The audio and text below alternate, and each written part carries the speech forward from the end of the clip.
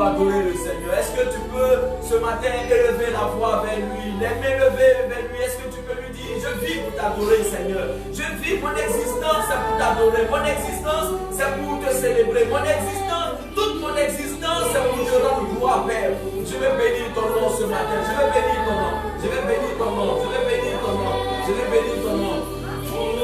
Je vais bénir ton nom, je vais te dire merci Seigneur, je vais te rendre toute la gloire. Je vais élever ton nom ce matin, je veux te rendre toute la gloire Seigneur. Béni sois-tu ce matin, honore ton Dieu, bénis ton Dieu ce matin, élève le nom de ton Dieu ce matin, élève le nom de celui qui vit à jamais, élève le nom de celui qui vit éternité en éternité, élève le nom de celui qui est grand ce matin. Dis-lui, je vis pour t'adorer Seigneur, je vis pour t'adorer, et je vis pour t'adorer.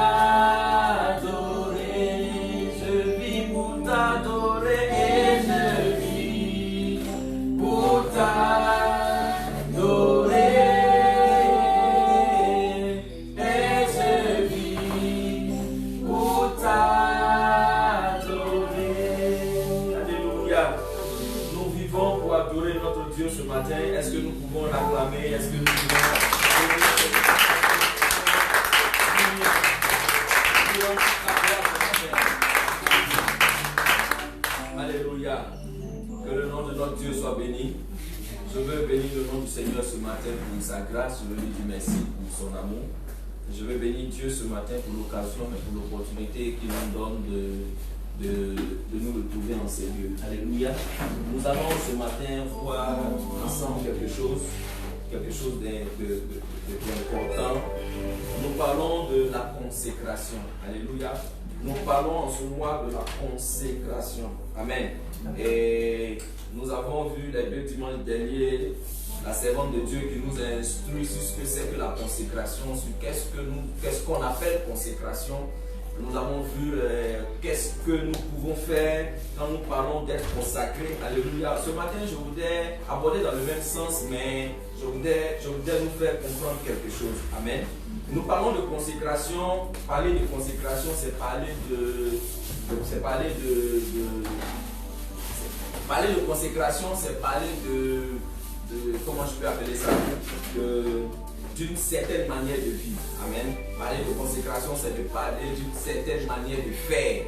Parler de consécration, c'est de parler d'une certaine manière, c'est d'avoir, comment on appelle ça, une certaine disposition. Amen. Amen. Est-ce qu'on me suit ce matin? Parler de consécration, c'est de parler d'une certaine disposition. C'est d'être dans une certaine disposition. C'est de se mettre dans une certaine disposition. Parce que notre consécration est ce qui nous donne de pouvoir plaire à Dieu. Alléluia. Notre consécration est ce qui nous donne de pouvoir être utile à Dieu. Notre consécration, la qualité de notre consécration est la qualité de la vie chrétienne que nous menons. Alléluia. La qualité de notre consécration est la qualité de ce que nous faisons dans la maison de Dieu, de ce que nous vivons dans la maison de Dieu, de ce que nous sommes dans la maison de Dieu. Alléluia. Et ce matin,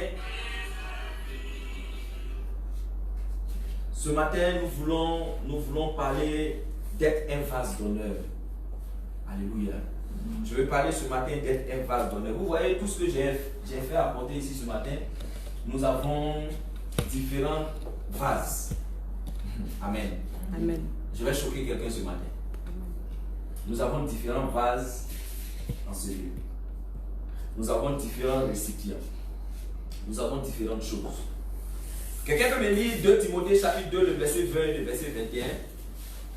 2 Timothée chapitre 2, verset 20 et verset 21. Je ne serai pas long ce matin, mais je veux donner à quelqu'un de comprendre quelque chose. Amen. Nous parlons de consécration. On ne peut pas parler de consécration sans parler de certaines choses. Alléluia. On ne peut pas parler de consécration sans parler d'une certaine manière de vivre. On ne peut pas parler de consécration sans parler d'une certaine manière de faire. Amen. 2 Timothée chapitre 2, verset 20 et le verset 21. Je lis la parole de Dieu dans 2 Timothée, chapitre 2, verset 20. Dans une grande maison, il n'y a pas seulement des vases d'or. Il dit dans une grande maison, il n'y a pas seulement des vases en or Et d'argent. et d'argent. Mais il y a aussi du bois. Il y a aussi du bois Et de terre. et de terre. Les uns sont des vases. Les uns sont des vases d'honneur Et les autres sont des vases à usage de ville. Des vases à usage de peu d'importance. Des vases, je ne dirais pas inutiles, parce que tout vase est utile dans une maison. Mais ce sont des vases qu'on ne peut pas présenter à certaines circonstances. Ce sont des vases qu'on ne peut pas présenter à certains moments. La Bible dit que dans une maison, il n'y a pas que des vases en or, ni des vases en argent, ni des vases en bronze. Il n'y a pas que des vases en céramique. Il n'y a pas que des vases en plastique. Il n'y a pas que des vases en bois. Il n'y a pas que des vases en argent. Amen. Mais une maison est composée de tous ces vases. Nous avons dans la maison de la céramique, nous avons dans la maison des verres, nous avons dans la maison du bois, nous avons dans la maison de l'aluminium, nous avons dans la maison de l'or. Alléluia. Alléluia. Mais à chaque catégorie de vase est attribuée une utilité. Amen. À chaque vase est attribuée une utilité. Tu ne peux pas servir quelqu'un que tu appelles VIP, comme on le dit. Quelqu'un, une importante personne, tu ne peux pas la servir dans un vase en bois. Encore le bois, mais tu ne peux pas la servir dans un vase en plastique. Amen. La Bible dit que Paul m'a donné cette recommandation-là à son fils Timothée. Et il m'a dit à ces gens-là, il dit dans une maison, on ne trouve pas que des vases en or. Amen. On ne trouve pas que de la qualité. Il y a à côté de la qualité ce qui est de moins qualité. Il y a à côté de ce qui est de moins qualité ce qui n'a aucune qualité. Alléluia. Amen. Alléluia. Amen. Mais il est important d'être ce qui est de la qualité parce que c'est ce qui est la qualité que Dieu recherche. C'est ce qui est la qualité que l'on recherche dans la maison. Ce matin, je nous ai envoyé ces différents ustensiles. Chacun de nous voit un peu. Nous avons ici de la céramique. C'est une assiette dans laquelle on peut servir même un président. N'est-ce pas? La céramique, c'est la qualité. On trouvera peut-être une haut de gamme, un haut de gamme, pardon, qui pourra servir les autorités. Mais imagine-toi, une autorité vient te rendre visite et puis c'est dans ça que tu le sais.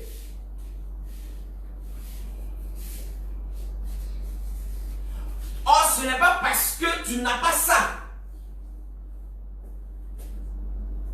Mais tu le sais dans ça. Quel sera le regard de cette personne vis-à-vis de toi? Quel sera le regard de cette personne vis-à-vis de toi? Alléluia. La Bible dit que dans une maison, il n'y a pas que des vases à usage d'honneur. Il y a aussi des vases à usage vil. Mais quelle est la qualité que toi tu as dans la maison dans laquelle nous sommes? Quelle est la qualité que tu as? Nous parlons de consécration, nous parlons de travailler pour Dieu, nous parlons de marcher pour Dieu, nous parlons de vivre pour Dieu, nous parlons de penser pour Dieu. Quand on parle de consécration, on parle de l'intimité, notre intimité avec Dieu. Développer notre intimité avec Dieu, développer notre manière de vivre avec Dieu, développer avec Dieu quelque chose d'inhabituel. dans une maison, il n'y a pas que de vases en or. C'est comme ça dans la maison de Dieu, il n'y a pas que des vases en or. Il n'y a pas que des vases en or. Quand tu regardes ça, on boit de l'eau dedans. On boit du vin dedans. On boit de quoi? On boit de la liqueur dedans. Amen. On peut boire tout ça là dedans. L'eau, on peut boire dedans. Pressia, on peut boire dedans. Mais ça veut dire aussi que ça aussi, on peut boire dedans. Amen. Amen. Est-ce que quand tu rentres dans une maison, quand tu te sers dans ça, tu ne tiques pas? Tu dis, mais lui, il me prend comme qui? Il me prend pour qui? Pour me servir dans ça. N'est-ce pas? Non, ça nous est déjà arrivé. Mais il me prend pour qui? Pour me servir dans ça. Est-ce qu'il me connaît? C'est comme ça. Quand nous sommes dans la maison de Dieu, quel est le vase que nous présentons à Dieu? Quel est le vase que nous sommes? Qu'est-ce que nous présentons à Dieu? Amen. Amen. Dieu attend que chacun soit pour lui un vase à usage d'honneur. Le désir de Dieu pour nous, c'est que nous soyons des vases d'honneur. C'est vrai qu'on peut trouver toutes sortes de vases dans une maison. Mais ça ne veut pas dire qu'on utilise tous ces vases dans la maison. Ça ne veut pas dire qu'on utilise tous ces vases-là pour la même chose. Non, on a ces deux verres, mais on ne les utilise pas de la même manière. On ne les utilise pas de la même manière. Donc tu diras, non, mais moi je suis déjà dans la maison de Dieu, ça suffit. Non, ça ne suffit pas. Ça ne suffit pas. Quelle est ton utilité dans la maison de Dieu? Tu es dans la maison de Dieu, oui, mais quelle est ton utilité? Il dit, si tu n'es ni chaud, tu n'es ni froid, je ferai quoi? Je te vomirai. Si tu n'es ni chaud, tu n'es ni froid, je te vomirai. Pour dire que Dieu a besoin d'une certaine catégorie de personnes. Dieu a besoin que tu atteignes un certain niveau dans ta relation et dans ta marche avec lui. Mais nous voulons toujours être des bébés chrétiens. Nous voulons être toujours des chrétiens qui sont à la même place. Non, des inamovibles. Des inamovibles. C'est-à-dire, nous sommes là, on ne bouge pas, on est à la même place. Tu ne peux pas être un vase d'honneur. Tu ne peux pas être un vase utile à Dieu. Quand on continue le verset 21, dis quoi? Verset 21. Si donc quelqu'un se conserve pur. Il dit, si donc quelqu'un se conserve pur. En s'abstenant de ces choses. En s'abstenant de ces choses. Il sera un vase d'honneur. Sanctifié. Utile à son maître. Et utile à son maître. Propre à toute bonne œuvre. Et propre à toute bonne œuvre. Alléluia. Amen. Si tu laisses de côté ceux qui n'honorent pas Dieu. Jérémie chapitre 15, le verset 18, si je ne me trompe, dit que si tu te préserves, si tu te gardes, si tu fais quoi? Si tu t'abstiens, si tu sépares ce qui est vil de ce qui est précieux, il dit tu seras quoi? Tu seras comme la bouche de Dieu. Alléluia. Tu seras comme la bouche de Dieu. Dieu ne parle pas dans n'importe quoi. Dieu ne parle pas au travers de n'importe qui. Alléluia. Dieu ne parlera pas dans une bouche qui est dans les Congosa, dans les quoi, dans les Papatoya, dans les qui encore, dans toutes ces choses-là. Non, Dieu ne prendra pas plaisir à parler dans cette bouche-là. Et tu n'as pas compris tu n'as pas eu le scoop de l'année. Et tu es là de colporter les nouvelles. Tu es là, tu es le vague-messe. Tu es le vague-messe des nouvelles. Tu prends ici, tu donnes là. Quand tu prends là-bas, tu passes ici. Tu prends là-bas, tu donnes ici. Tu es devenu le poussier des nouvelles. Quand on a besoin de faire les courses de nouvelles, c'est toi on appelle. Et ta bouche, comme on le dit chez nous, est dans toutes les sauces. Cette bouche-là ne peut pas être utile à Dieu. Vous savez, il y a aujourd'hui dans l'église, on a dit non, c'est, comment on appelle ça? Aujourd'hui, on dit non, c'est quoi? C'est le péché du sexe est devenu le péché. Non, frère, il y a des gens même qui n'ont rien à voir avec ça, mais qui ne sont pas agréables à Dieu. Parce que ta manière de marcher, ta manière de te comporter, comment on appelle ça? Les amitiés que tu as. Tu ne couches pas avec un garçon, tu ne couches pas avec une fille. Non, tu ne mets pas dans ces choses-là. Tu es encore toute vierge. Mais ton comportement dans la maison de Dieu, ton comportement vis-à-vis de Dieu te disqualifie. Te disqualifie. Quelle est l'importance que tu accordes à la chose de Dieu? La Bible dit qu'il y a des vases. Mais quel est le vase que toi tu es? Quel est le vase que tu présentes à Dieu? La Bible dit en Jean chapitre 2, à partir du verset 4, à partir du verset 1, la Bible dit que Jésus était à des noces à Canaan. Jésus avait aussi été invité à des noces à Canaan. Et il arriva que le vin manqua. Amen. Et Marie, sa mère, va lui dire, le vin, ils n'y ont plus de vin. Jésus va lui dire, femme, qu'y a-t-il entre toi et moi? Mon heure n'est pas encore venue. Et la Bible dit que Jésus, quand Marie va dire au serviteur, faites ce qu'il vous dira. Quand l'heure de Jésus arriva, la Bible dit que Jésus n'a pas cherché il n'a pas rencontré l'ordonnateur du repas. Il n'a pas rencontré l'organisateur de la cérémonie. Mais la Bible dit qu'il y avait en ce lieu-là des vases qui étaient destinés à la purification des saints. Ce sont ces vases-là qui furent remplis et dont l'eau qui était dans ces vases-là fut changée en vin. Pour dire quoi? Jésus n'est pas allé chercher au marché quelque chose pour donner à la fête d'être réussie. Mais il a simplement pris ce qui était déjà là et qui était propre à l'usage. Jésus n'a pas cherché quelqu'un dehors pour venir faire à ta place ce que tu dois faire. Qu'est-ce que tu as appelé à faire et qu'est-ce que tu fais? Qu'est-ce que tu fais? Alléluia. Qu'est-ce que tu as appelé à faire et qu'est-ce que tu es en train de faire? C'est deux choses différentes, c'est deux choses importantes. C'est deux choses qui se joignent, pardon. Elles sont importantes. Qu'est-ce que tu as appelé à faire? Tu es venu à l'église pour chauffer les mains? Il faut rester chez toi, pardon. Non, je t'exhorte à rester chez toi.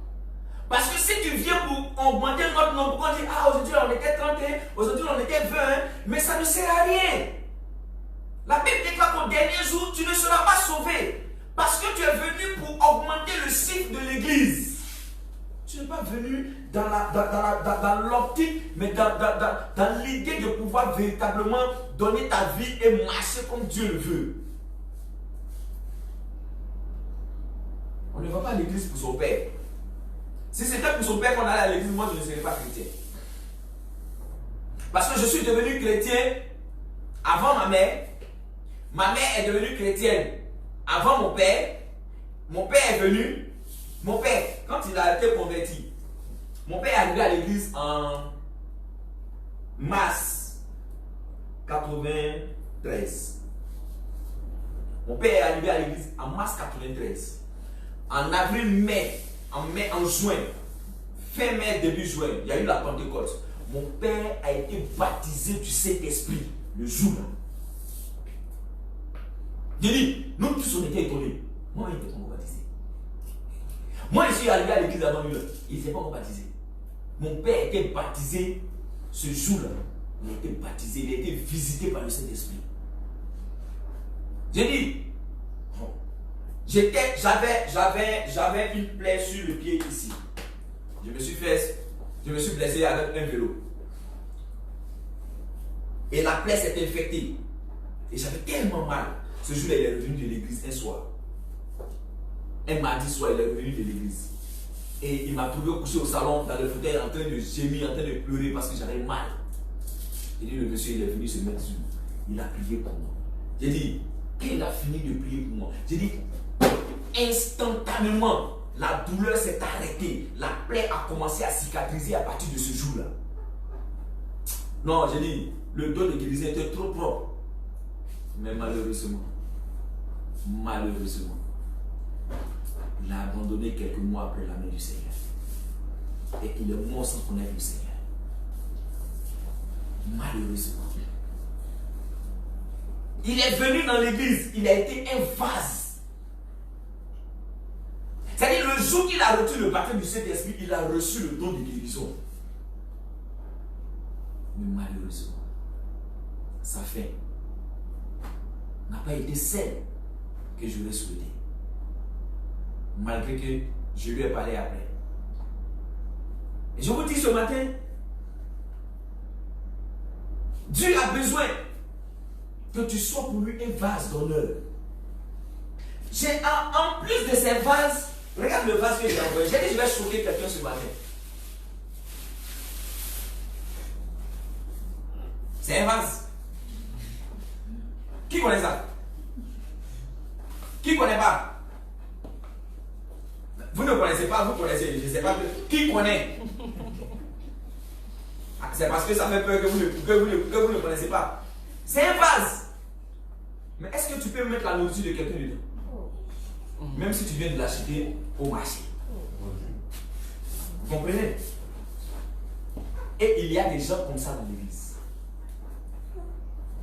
Il y a des gens qui sont comme ce vase dans l'église. Il y a des gens qui mangent dedans.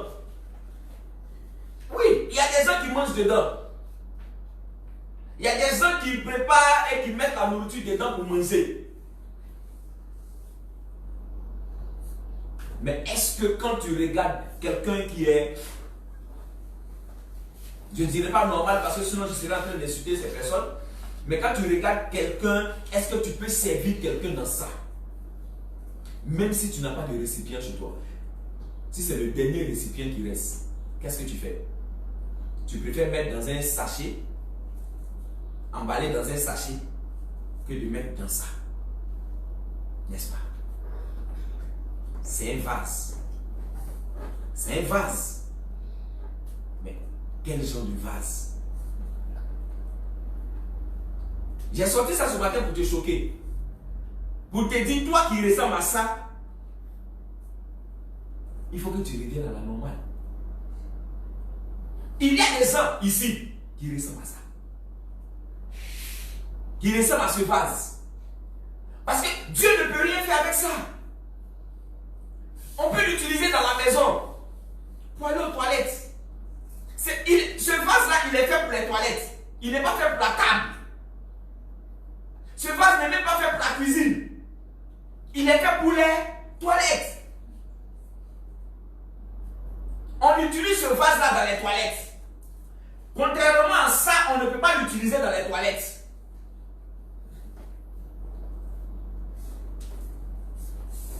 Les toilettes c'est quoi? C'est le lieu secret, c'est le lieu où tout le monde, même la petite fille, quand elle va aux toilettes, elle ferme la porte. Même celle. Pourquoi? Parce que c'est un lieu secret. C'est un lieu entre toi et ton Dieu. Il y a des gens, c'est quand ils sont dans les toilettes qu'ils sont inspirés pour prier. Parce que le toilette, c'est un lieu secret, c'est un lieu entre Dieu et toi. C'est lui seul qui te voit, qui sait comment tu te comportes dans les toilettes, qui sait comment tu es, comment tu fais, qu'est-ce que tu fais dans les toilettes, c'est lui seul qui voit. Amen. Quel genre de vase es-tu? Quel genre de vase veux-tu être? Quel genre de vase veux-tu être? La Bible dit qu'il y a des vases. Il y a plusieurs sortes de vases. Regarde là. Nous avons des vases en bois. Nous avons des vases en bois. Quand tu reçois des gens, tu mets quoi? Des amuse-bouches. Tu mets dedans, tu déposes sur la table. C'est un vase en bois. Tu mets les amuse-bouches dedans, tu déposes sur la table pour que les gens puissent grignoter. C'est un vase en bois. Il a son utilité. Il a son utilité dans la maison.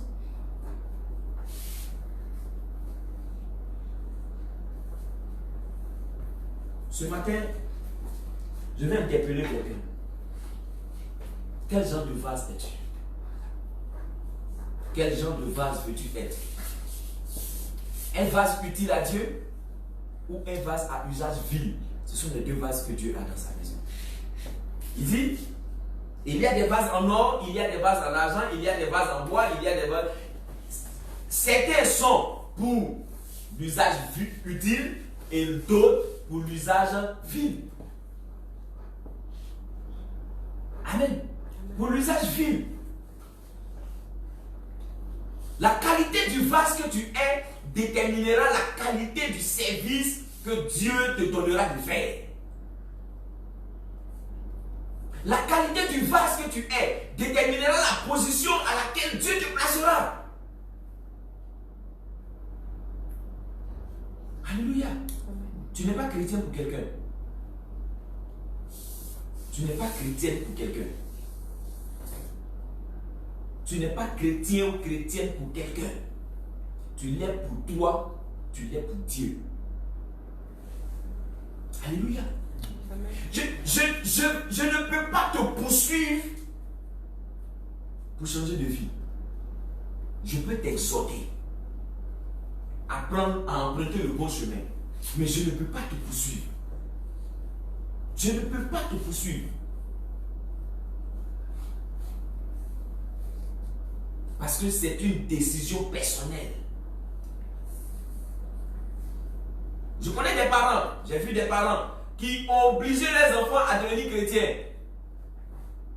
Pour certains, ça a marché. Pour d'autres, les enfants sont devenus pires que ce qu'on aurait pensé. Parce qu'on les a obligés. Ils sont partis par respect. Ils sont partis par obligation. Parce qu'ils se sont dit que si on ne va pas, on va nous punir. Et il y a des familles dans lesquelles si tu ne vas pas à l'église, tu n'as pas droit au petit déjeuner. Il y a des familles dans lesquelles si tu ne vas pas à l'église, tu n'as pas droit au goûter. Tu le fais par obligation. Il le fera par obligation. Mais est-ce que réellement il a donné sa vie? Est-ce que le résultat que tu recherches là, tu l'obtiendras? C'est pas évident. Parce que tu l'as contraint. Chacun de nous est libre. Vous êtes libre. La Bible déclare que là où il y a l'Esprit de Dieu, il y a aussi la liberté. Nous sommes libres dans la maison de Dieu de faire ce que nous voulons. Amen. Nous sommes libres. Tu es libre de venir à l'église. Tu es libre de ne pas venir à l'église. Tu es libre de venir à l'heure. Tu es libre de ne pas venir à l'heure. Ça ne regarde que toi. Nous, ce qu'on peut te dire, viens à l'heure. Ce qu'on peut te dire, viens à l'église. Mais la décision là, elle vient de toi. Amen. Amen. La preuve, le mardi dernier, quand ceux qui ont pas fait la cellule n'étaient pas là, on n'a pas fait la cellule. Tous ceux qui devaient revenir à la cellule n'étaient pas là. On n'a pas fait la cellule. C'est une décision. Alléluia. Je ne viendrai pas taper à ta porte pour te dire, il est l'heure, allons à l'église. Peut-être à la rigueur, je peux t'appeler. Ah, comme tu dors trop là, voilà, comme je connais, tu dors trop. Et aujourd'hui c'est dimanche, il faut te réveiller. Même encore quand je vais te dire, il faut te réveiller, tu es libre de dire, ok papa j'ai compris, et puis après tu te recouches, tu te rendors. Attends, comment tu vas à l'église dimanche et puis tu dois à 3h du matin? Quand toi-même tu dois à 3h du matin, là, tu penses à quoi? Ou bien quand tu dois à 4h là, tu penses à quoi? C'est normal que dimanche tu ne pars pas à l'église. Cependant, si tu avais un devoir, non, à 20h même peut-être tu serais déjà couché. Pour te réveiller à 4h pour réviser le temps que tu ne sois pas en retard. Vous savez, le péché là, c'est pas ce qu'on voit, hein, c'est pas ce qu'on dit. C'est ce qu'on ne voit pas, c'est ce qu'on ne dit pas. Quand on dit le péché là, aujourd'hui quand on dit le péché dans l'église, les gens pensent au sexe. Oui, c'est vrai, le sexe a gâté tellement son nom que quand on parle de péché, on parle de sexe. C'est important. C'est important qu'on en parle. Mais il y a des petites choses auxquelles Dieu ne prend pas plaisir dans ta vie. Il y a des petites choses auxquelles Dieu ne prend pas plaisir. Regarde l'histoire de Saül. La Bible déclare que Saül a été choisi par Dieu. Saül a été choisi par Dieu. Saül était en train de chercher les annexes de son père quand la royauté l'a rencontré. Non, Saül n'avait aucune idée de ce qui allait lui arriver. Mais la Bible déclare que Saül est parti vers l'homme de Dieu. Dieu a orienté les pas de Saül vers son serviteur de sorte qu'il soit oint pour être roi en Israël, pour être le roi de son peuple, le chef de son peuple. Et la Bible dit que Saül a marché devant Dieu, mais il est arrivé un temps où Saül a pensé qu'il pouvait faire ce qu'il voulait. C'est là qu'a commencé le péché de Saül. Quand Saül a pensé qu'il pouvait faire ce qu'il voulait pour aider Dieu. Frère, tu n'as pas besoin d'aider Dieu. Dieu est tellement grand. C'est le Dieu des autres là qu'ils aident. Quand on fait une caricature de leur Dieu, quand on fait une caricature de leur prophète, quand on fait ça, ils vont tuer tout le monde. Eux là, ils aident leur Dieu. Mais ton Dieu est tellement puissant que tu n'as pas besoin de l'aider. Il est tellement puissant pour agir lui-même que tu n'as pas besoin de l'aider. Alléluia. Nous n'avons pas besoin d'aider Dieu. Dieu là, il fait son travail lui-même. Ça va prendre du temps. Mais il va finir par le faire.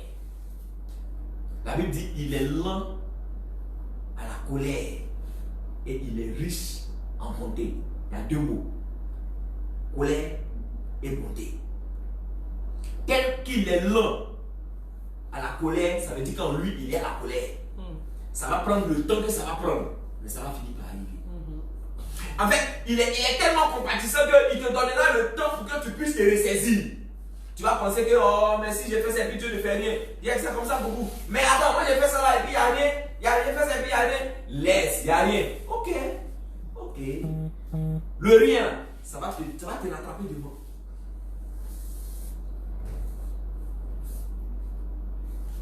Que le Seigneur nous aide.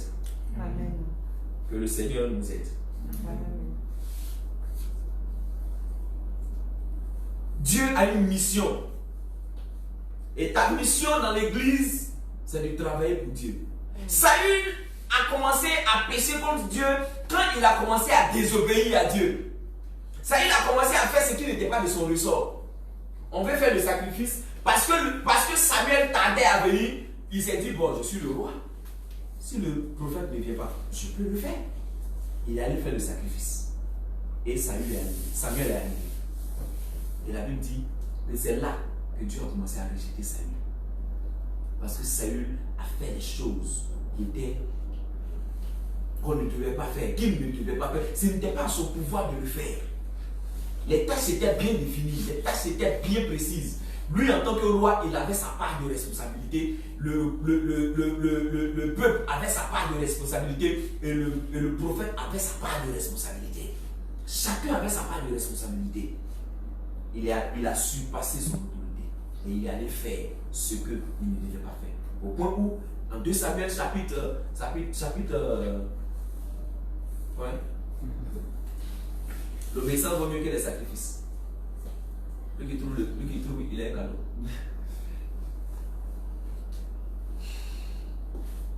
Ok. Comment ne connaissez pas? Moi aussi je ne connais pas. 2 Samuel chapitre 15, verset 22. Amen. Il dit, Saül va dire, Dieu va dire à Samuel, et Saül va dire à Saül, Dieu va dire à Samuel de dire à Saül que l'obéissance vaut mieux que les sacrifices. Alléluia. L'obéissance à Dieu vaut mieux que les sacrifices. Tu peux faire ce que tu veux faire, mais l'obéissance à Dieu est plus importante.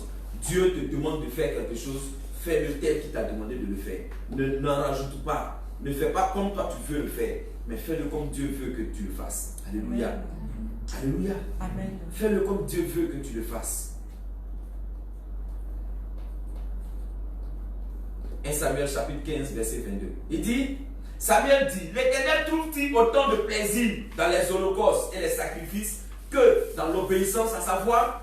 Non, l'obéissance vaut mieux que les sacrifices. Et l'écoute attentive vaut mieux que la graisse des béliers. Alléluia. Il dit, l'obéissance vaut mieux que les sacrifices. Et l'écoute attentive. C'est-à-dire, écouter Dieu et agir selon ce que Dieu a dit est mieux, est important que les sacrifices que tu vas faire. Amen. Dieu tient compte des petites choses. Tel qu'il tient compte des faibles commencements, il tient compte de toutes les petites actions que tu poses dans ta vie. Il tient compte de toutes les petites choses que tu fais. Dieu tient compte.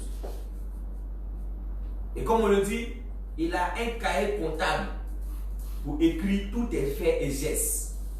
De sorte qu'au dernier jour, ce soit ces faits-là qui te disent tu as bien travaillé ou tu n'as pas bien travaillé. Chacun de nous a son livre ouvert devant Dieu. Si tu ne le savais pas, je te le dis aujourd'hui. Toutes tes actions. Aujourd'hui, les gens, c'est ce qui fait qu'aujourd'hui, les gens pensent que plus de bonnes actions te donneront d'aller au ciel. Non, c'est faux. Tu vas donner au talibé, tu vas donner aux... C'est pas ce qui va t'envoyer au ciel. Non, tu vas prendre des millions pour aller donner à des orphelinats. C'est pas ce qui t'enverra au ciel. La première chose qui nous enverra au ciel, c'est d'avoir accepté Jésus comme Seigneur Sauveur personnel. Ça, c'est le premier élément. Le plus important, le prépondérant. C'est celui qui pèse dans la balance. Est-ce que tu as accepté Jésus? Si oui, est-ce que tu marches comme il veut? Marcher comme il veut, accepter Jésus sous-entend que tu marches comme il veut. Accepter Jésus sous-entend que tu travailles dans sa maison. Accepter Jésus sous-entend que tu fais ce qu'il veut que tu fasses. Tu ne peux pas dire que tu as accepté le Seigneur pendant que tu marches à gauche. Il est à droite, toi tu es à gauche. Tu l'as accepté comment? Tu travailles dans la maison de quelqu'un, il te paye chaque fin du mois, mais quand tu viens le matin, c'est chez le voisin que tu vas travailler. Et tu attends que le monsieur te paye, il ne te payera pas. N'est-ce pas? Tu as quelqu'un qui travaille dans ta maison, il vient chaque jour. Quand tu le vois, quand tu donnes d'autres, tu vas au travail, il monte chez le voisin pour travailler. Mais à la fin du mois, il vient te voir pour le payer. Est-ce que tu vas le payer? Tu ne vas pas le payer. Alléluia. Quel est le vase que tu es? Quel est le vase que tu es? Ce matin, je voudrais nous exhorter. Je voudrais nous donner de prendre conscience par rapport à la marche que nous avons entamée. Nous avons entamé une marche avec le Seigneur et le Seigneur attend de nous beaucoup. Le Seigneur attend de nous des sacrifices. Le Seigneur attend de nous beaucoup de choses. Nous voulons voir Dieu dans notre vie, nous voulons voir Dieu agir dans notre vie, nous voulons voir Dieu se manifester dans notre vie, au travers de nous, dans nos familles. Mais Dieu attend aussi de nous quelque chose en retour. Je le dis souvent, le salut n'est pas gratuit. Le salut n'est pas gratuit. Ceux qui te disent que le salut est gratuit, c'est faux. Le salut n'est pas gratuit. Tu ne payes pas. Arrête du numéraire. Mais il y a des sacrifices que le Seigneur attend de toi. Ces sacrifices-là ne valent pas le sacrifice qu'il a fait à la croix. Mais c'est néanmoins reste un sacrifice. Amen. Si tu ne peux pas te priver, si tu ne peux pas abandonner, si tu ne peux pas laisser tomber ce qui ne glorifie pas Dieu, tu ne pourras pas être honorable, tu ne pourras pas être digne de Dieu. Afin que tu sois celui que Dieu veut. Regarde, quand tu prends l'histoire de Moïse et le peuple d'Israël, Dieu dit à Moïse, va sauver mon peuple. Il dit, ce peuple-là, pourquoi tu veux le sauver? Pour le laisser comme ça, il est têtu. Dieu dit à Moïse, va. Il dit, mais je vais partir même là. Pharaon qui est là, il ne va pas me laisser partir avec ce peuple-là. Il dit, va, je vais mettre la parole dans ta bouche. Il a mis les paroles, il a donné les signes, il a fait tout ce qu'il fallait faire. Ils sont sortis. Quand ils sont sortis, ils sont arrivés dans le désert. Le peuple s'est levé. Le peuple dit, toi Moïse, tu crois que quoi? Toi, un bec comme ça, là, tu crois que quoi? Quand tu parles, tu ne viens pas placer un mot. Tu bégaye devant tout le monde là. Tu penses que quoi? Nous aussi, Dieu nous parle. Dieu nous parle. Dieu va dire à Moïse, appelle-les, fais tout ce qu'ils viennent. Quand ils sont venus, la Bible dit, ceux qui se sont révoltés, on les appelait qui? Les fils de... Bon, arrêtez ça. Les fils de Corée. La Bible dit là que Dieu a ouvert la terre. Ils sont rentrés. Et puis il a refermé. Amen. Dieu, quand ils sont venus, ils étaient rassemblés comme ça. Dieu a ouvert où ils étaient là. Ceux qui disent que non, nous on est ceci, nous on est cela. Nous on est ceci, nous on est cela. Dieu a ouvert la terre. Ils sont rentrés. Il a refermé. Il a refermé. Alléluia. Alléluia. Ce matin, Dieu te parle. Dieu t'instruit. Dieu te donne de voir les choses. Dieu te donne de comprendre les choses. Dieu te parle. Fais et marche comme Dieu veut que tu marches. Alléluia. Marche comme Dieu veut que tu marches. Cela va t'aider. Alléluia. Ça va t'aider. Ça va te donner d'être là où véritablement tu dois être. Alléluia. Que Dieu te bénisse ce matin. Et deviens un vase d'honneur. Utile à Dieu. Deviens un vase. Je ne sais pas quel est le vase que tu étais. Je ne sais pas quel vase tu étais. Mais deviens un vase d'honneur. Un vase que Dieu peut présenter. Regarde, Dieu dit, Moïse c'est mon fils, c'est mon serviteur. Je ne connais pas son nom. Je connais Moïse. Je connais Moïse par son nom. Ça veut dire que Dieu connaît le nom de chacun de nous. Mais est-ce que Dieu t'appelle par ton nom? Dieu t'appelle-t-il mon enfant ou il t'appelle-t-il mon peuple? C'est différent. Celui que Dieu appelle mon enfant, c'est celui que Dieu connaît. Celui que Dieu appelle mon fils, c'est celui qui lui appartient. Alléluia. Alléluia. Que Dieu te bénisse ce matin. Et que la grâce de Dieu te soit multipliée. Et que Dieu te donne d'être celui-là qu'il faut. Et là où il faut. Amen. Soyez bénis. Et que la gloire revienne au Seigneur au nom de Jésus. Devenez un vase d'honneur. Nous allons lever la voix, nous allons prier.